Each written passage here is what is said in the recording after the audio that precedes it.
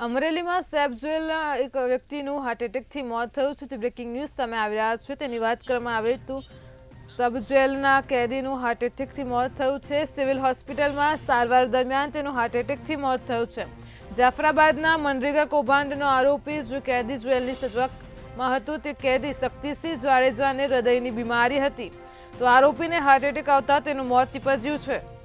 અમરેલી સબ જેલના કેદીનું હાર્ટ એટેકથી મોત થયું છે જે બ્રેકિંગ ન્યૂઝ સામે આવી રહ્યા છે વધુ એક હાર્ટ એટેકનું બનાવ સામે આવ્યો છે સિવિલ હોસ્પિટલમાં આ કેદીની સારવાર ચાલી રહી હતી